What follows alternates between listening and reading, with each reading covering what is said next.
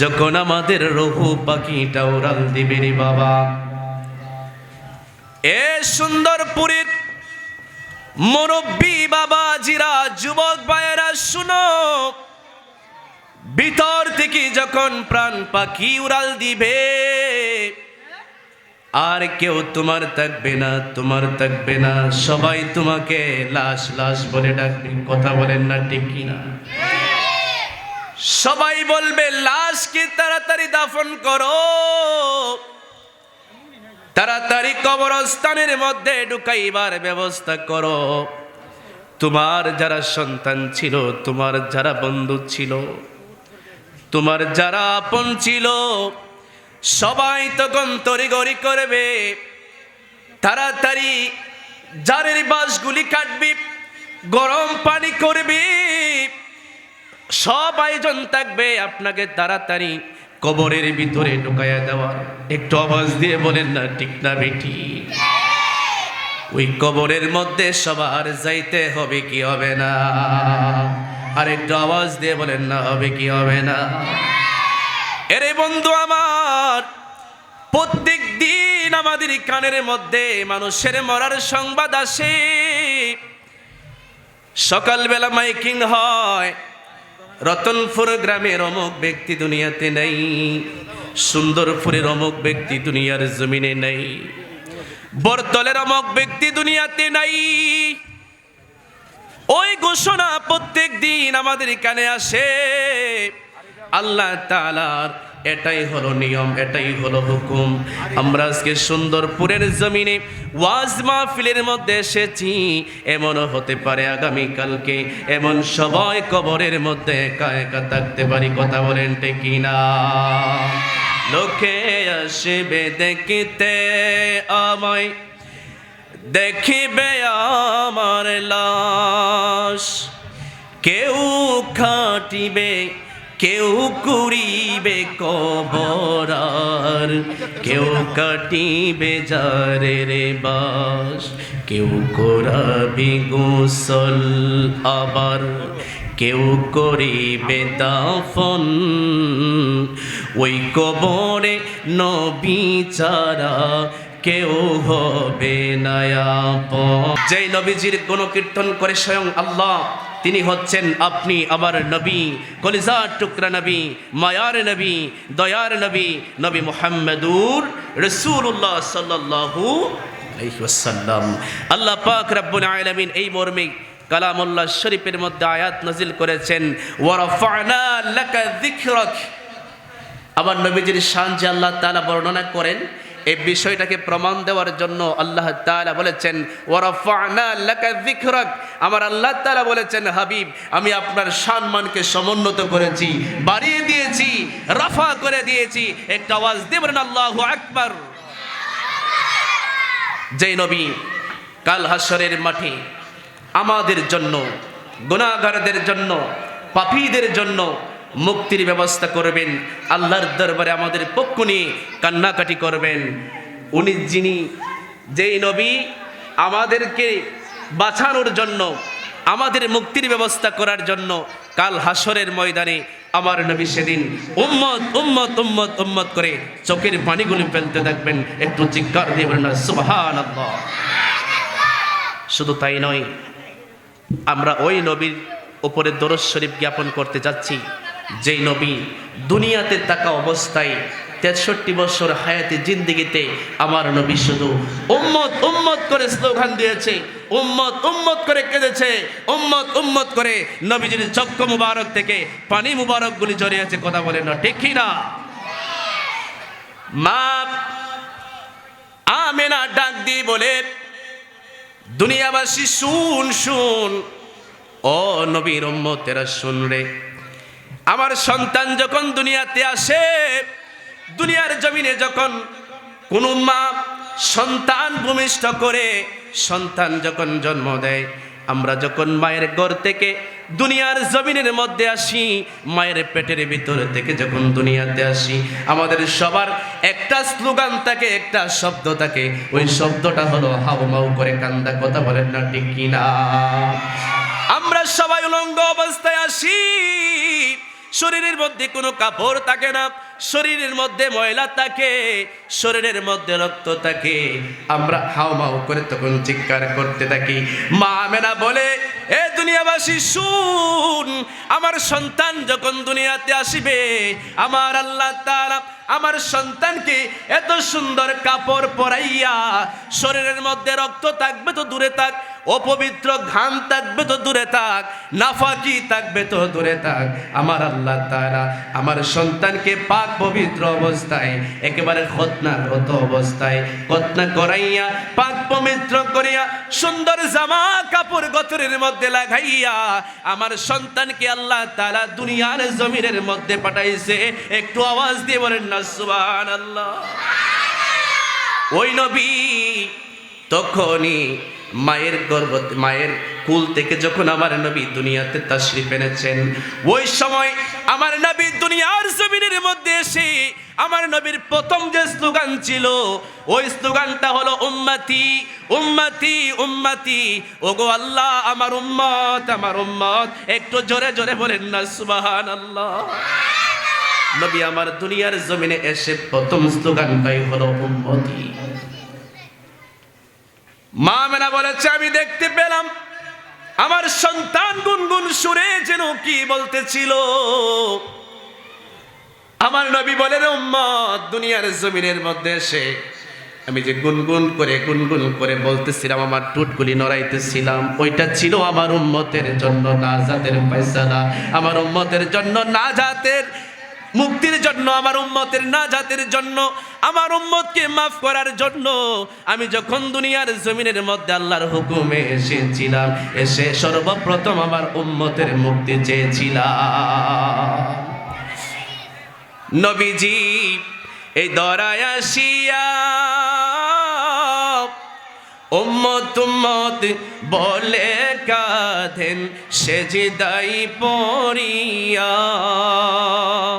বলে মাফি করে দাও উম্মত আমার, মাফি করে দাও।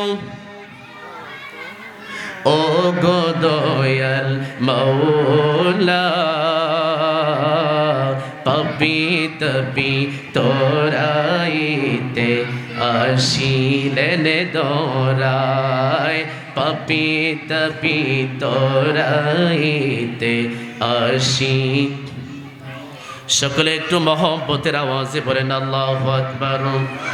এ বন্ধু, এ আমার সুন্দরপুরের বাবা জিরারে, যেই নবী দুনিয়ার জমিনে আসার সাথে সাথে উম্মত উম্মত করে কান্দে, যেই নবী দুনিয়াতে থাকা অবস্থায় উম্মত উম্মত করে কাঁদছে, এখনো যেই নবী রওজা শরীফের মধ্যে সোনার মদিনায় শুয়ে শুয়ে কান্দে, ওই নবীর জন্য ভালোবাসার দরকার আছে কিনা নাই?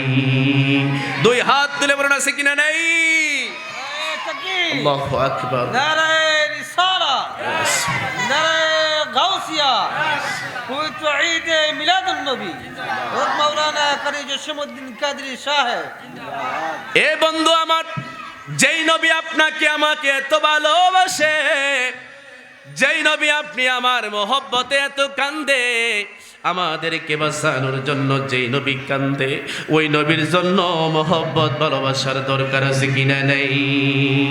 আমরা তোমার প্রেমের ভিখারি ইয়া রাসূলুল্লাহ, আমি তোমার প্রেমের ভিখারি, বলুন আমি তোমার রাসূলুল্লাহ, আমি তোমার প্রেমের ভিখারি। এ বন্ধু আমার, সময় সংক্ষেপ, হুজুর চলে আসবেন আপনাদেরকে নিয়ে। এই সংক্ষিপ্ত সময়ের ভিতরে আমার নবীজিকে ভালোবাসার প্রমাণ স্বরূপ আমাদেরকে কি করতে হবে, এই বিষয়টা নিয়ে সংক্ষেপভাবে আলোচনা করব। বন্ধুরা আমার, দাবি করা যায়, সবাই আমরা বলি দাবি করি আমরা নবীকে ভালোবাসি, সবাই আমরা এই কথা স্বীকার করি আমরা নবীকে বড় মহব্বত করি, কিন্তু রে বাবা, আমরা যে মহব্বত করি ভালোবাসি এই কথা আমাদের মুখ দিয়ে স্বীকৃতি দেয় সত্য কথা, কিন্তু বাস্তবে তা প্রমাণ করি না, ঠিক না? মুখ দিয়ে বলি আমি নবীজিকে খুব ভালোবাসি, খুব মহব্বত করি, কিন্তু বাস্তবে তা প্রমাণিত করি না। অথচ ইমানদার হওয়ার জন্য শর্ত হলো তিনটা। কয়টা? তিনটা। এই তিনটার সমন্বয়ে মানুষ ইমানদার হয়, মুমিন হয়। তিনটা হলো, এক নম্বরে মুখ দিয়ে স্বীকৃতি দেওয়া, মুখ দিয়ে স্বীকৃতি দেওয়া। দুই নম্বরে হলো যে জিনিসটাকে আপনি মুখ দিয়ে স্বীকৃতি দিয়েছেন ওই জিনিসটাকে আপনার ভিতরে লালিত করা, ওই জিনিসটাকে আপনার ভিতর থেকে মেনে নেওয়া। তিন নম্বরে হলো যেই জিনিসটাকে আপনি মুখ দিয়ে স্বীকারোক্তি দিয়েছেন, যেই জিনিসটাকে ভিতর দিয়ে আপনি মেনে নিয়েছেন ওই জিনিসটাকে আপনি বাস্তবে প্রমাণিত করা। একটু জোরে জোরে বলেন না সুবহানাল্লাহ। কিন্তু আমরা জবান দিয়ে স্বীকৃতি দেই, অন্তর দিয়ে সেটাকে বিশ্বাস করি কি না করি আল্লাহ জানে। কিন্তু সমস্যা হলো, আফসোসের বিষয় হলো ওই জিনিসগুলোকে আমরা বাস্তবে প্রমাণিত করি না। আমার নবী বলেন, উম্মত আমাকে ভালোবাসাটা মুখে বললে চলবে না। আমার আল্লাহ তাআলা কুরআন শরীফের মধ্যে বলেন, উল ইন কুনতুম তুহিব্বুনাল্লাহ।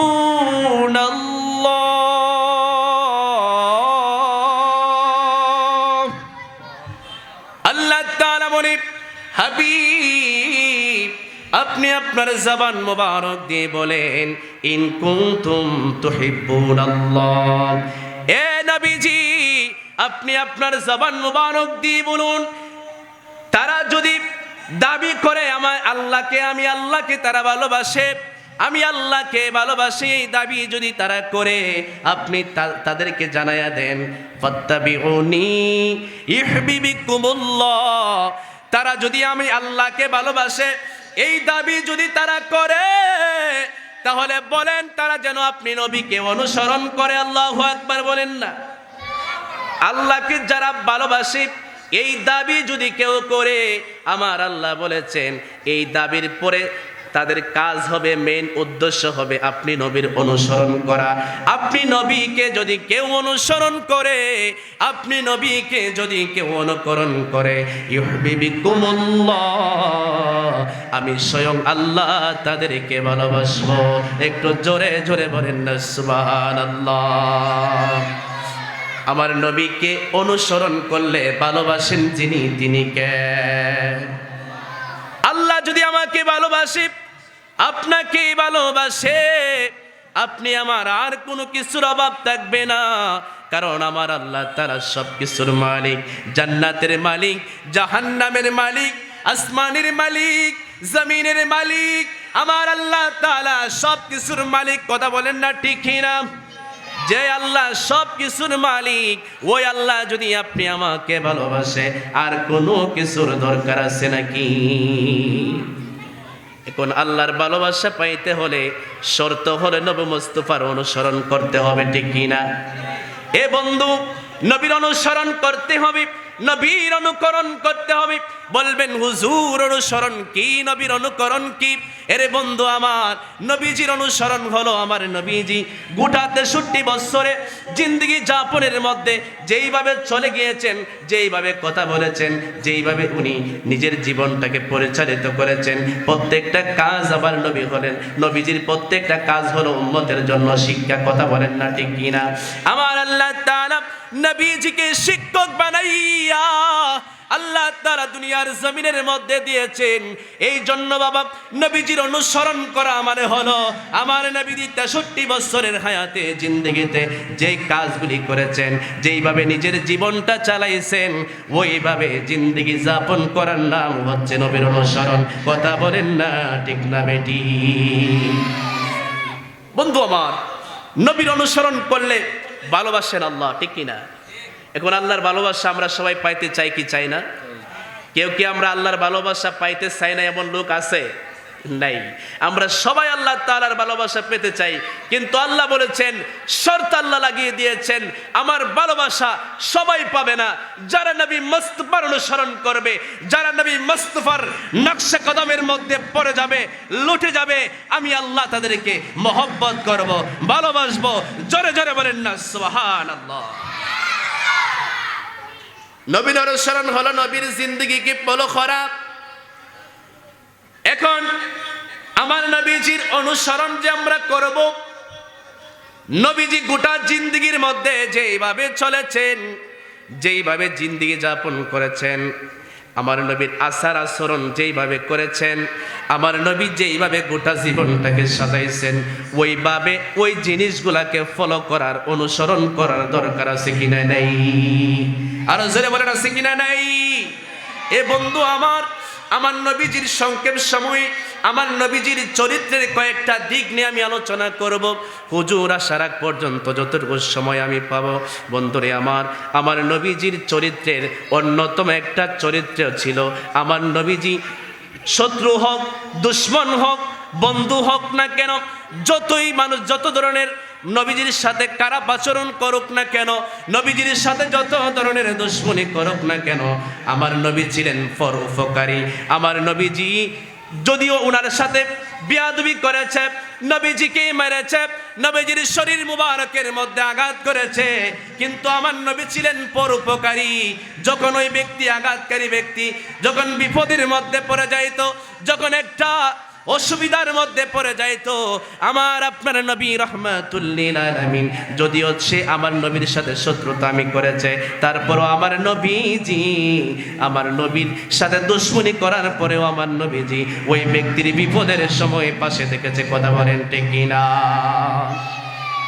আবু জাহেল, উতবা, সাইবা আমার নবীকে এত কষ্ট দিছে, এত জ্বালাইছে, এত আঘাত দিছে, নবীকে মারার জন্য তো চেষ্টা করছে, তারপরও আমার নবীজি আবু জাহেল, উতবা, সাইবাদের মাথার মধ্যে কি কোনোদিন বাড়ি দিছে নাকি? কি বলে দিছে? দেই নাই। শুধু উতবা সাইবা কেন, তারা তো একটু নেতৃত্ব স্থানীয় লোক ছিলেন, ক্ষমতাধর ব্যক্তি ছিলেন। ইতিহাস প্রমাণ করে আমার নবীজি, ওনার সাথে যতই বিরোধী আচরণ করা হয়েছে, কষ্ট দেওয়া হয়েছে, দুঃখ দেওয়া হয়েছে, বৎসনা করা হয়েছে, লাঞ্ছিত করা হয়েছে, আমার নবীজি একটা নিচু পর্যায়ের কাফির কুফফারদেরকে, বিরোধীকারীদেরকে আমার নবী কোনোদিন টাচ করেন নাই। কোনো ধরনের কটু কথা বলে আমার নবীজি কারো মনে কোনো কষ্ট দেয় নাই। কথা বলেন না ঠিক না? নবী ছিলেন পরোপকারী, সব সময় মানুষের উপকার করতেন। কিন্তু আফসোসের বিষয় হলো, আজকে আমরা নবীজির উম্মত হইয়া, নবীজির প্রেমিক হইয়া, নিজেকে নবীর আশিক দাবি করিয়া আমরা মানুষের অপকার করি, মানুষের ক্ষতি করি। কথা বলেন না ঠিক কিনা? যেই নবী শত্রুদেরও কোনোদিন ক্ষতি করে নাই, যেই নবীজি দুশ্মনেরও কোনোদিন ক্ষতি করে নাই, ওই নবীর উম্মত হইয়া আজকে আমরা মুসলমান হইয়া মুসলমানের ক্ষতি করতেছি। কথা বলেন না ঠিক কিনা? ক্ষতি করতেছি, মারতেছি তাকে, মাথা ফাটিয়ে দিচ্ছে তাকে, কেস করতেছি, তারা বিভিন্ন ধরনের হয়রানি করতেছি, বিভিন্নভাবে তাকে আমরা ঘায়েল করার চেষ্টা করতেছি। অথচ আমার নবীজি বলেছিলেন, আল মুসলিমু আখুল মুসলিম লা ইউজলিমুহু ওয়ালা ইউসলিমুহু। আমার নবীজি বলেছেন, তোমরা এক মুসলমান আরেক মুসলমানের ভাই, খবরদার, লা ইউজলিমুহু, তোমরা তার উপরে, তোমার মুসলমান ভাইয়ের উপরে কোনোদিন তুমি জুলুম করতে পারবে না, ওয়ালা ইউসলিমুহু, এবং কোনো জালেমের হাতে তোমরা তাকে সুপর্দ করে দিও না। এই কথা যিনি বলেছেন তিনি কে? নবীজি। নবী বলেছেন আমাদেরকে মুসলমান ভাইকে কষ্ট না দেওয়ার জন্য, ওনার উপরে জুলুম না করার জন্য। কিন্তু আমরা মুসলমান হয়ে আজকে আমাদের মুসলমান ভাইয়ের উপরে জুলুম কম করতেছি নাকি বেশি করতেছি? অনেক বেশি। একটু উম্মতের অমিল হইলেই আমরা মাথা ফাটিয়ে দিচ্ছি, একটু উম্মতের অমিল হইলেই আমরা আঘাত করছি, একটু উম্মতের অমিল হইলেই রামদা দিয়ে কুবাইয়া তাকে হত্যা করে ফেলছি। কথা বলেন না ঠিক কিনা? এটা কি নবীকে ফলো করা হলো? অনুসরণ হলো? নবীর অনুসরণ এটা হয়? আমার নবীর চরিত্র ছিল, নবীজির দুশ্মনকেও আমার নবী উপকার করবেন। ছোট্ট একটা ঘটনা আমার মনে পড়ে গেল। বন্ধুরি, আমার মক্কা যখন বিজয় হয়েছে, মক্কা বিজয়ের কিছুদিন পরে আমার নবীজি রাস্তা দিয়ে বের হয়েছেন, হাঁটার জন্য। এমন সময় আমার নবী লক্ষ্য করে দেখলেন, একজন বৃদ্ধা মা, যার বয়স খুব বেশি হয়ে গেছে, শরীরের মধ্যে শক্তি নাই, নিতর দেহটাকে লইয়া ওই বৃদ্ধ মহিলা মাথার মধ্যে একটা বিশাল বড় গাঠুরি লইয়া ওই মহিলা হেঁটে হেঁটে তিনি যাচ্ছেন ওনার গন্তব্যের দিকে। আমার নবী ডাক দিয়ে বললেন, মা কোথায় যাও গো মা? এই নিঃশক্তি শরীরের মধ্যে এত বড় বোঝা লইয়া কোথায় যাও রে মা? ওই বৃদ্ধা মহিলা বলে, বাবা আর দুঃখের কথা বলিও না, শুনেছি এই মক্কার জমিনে নাকি মুহাম্মদ নামের একজন ব্যক্তি এসেছে, ওই ব্যক্তি নাকি জোর করে ইসলাম ধর্ম মানুষদেরকে গ্রহণ করায়। জোরে বলেন না নাউজুবিল্লাহ। আমার নবী কোনোদিন কেউরে জোর কইরা ইসলাম গ্রহণ করাইছে? চ্যালেঞ্জ, কোন মানুষ এটার প্রমাণ দিতে পারবে না।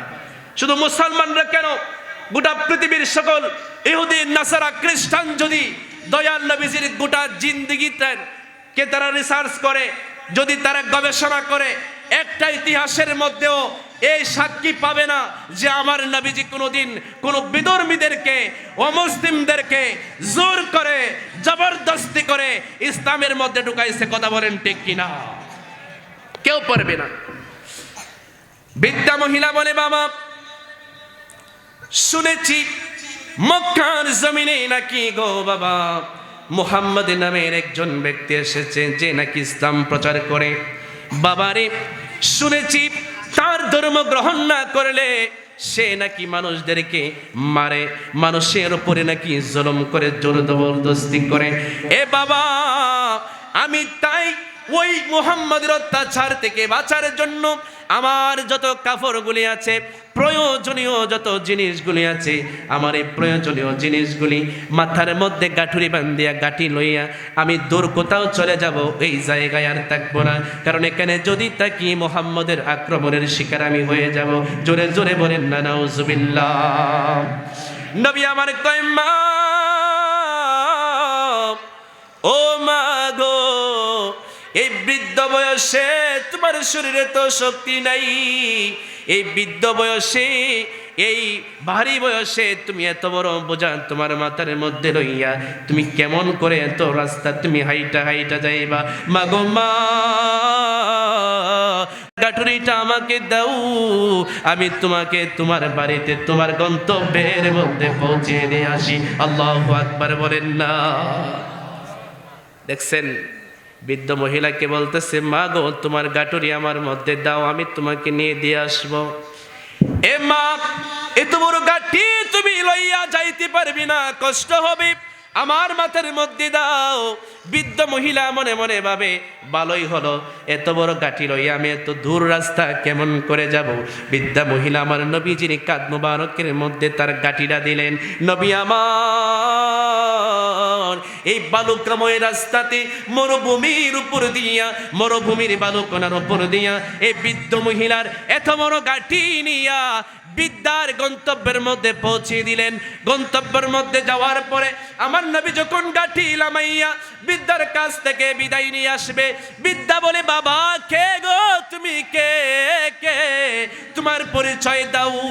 এত কষ্ট করে আমার এত বড় গাঠুরি তোমার মাথার মধ্যে লইয়া এত দূর পর্যন্ত এনে দিয়েছো, কে তুমি? তোমার পরিচয় দাও। তাকবীর দেন। নারে তাকবীর, আল্লাহু আকবার। নারে রিসালাত, ইয়া রাসূলুল্লাহ, নারে তাকবীর, আল্লাহু আকবার, নারে রিসালাত, ইয়া রাসূলুল্লাহ, আহলে সুন্নাত ওয়াল জামাত জিন্দাবাদ জিন্দাবাদ। বিশেষ অতিথি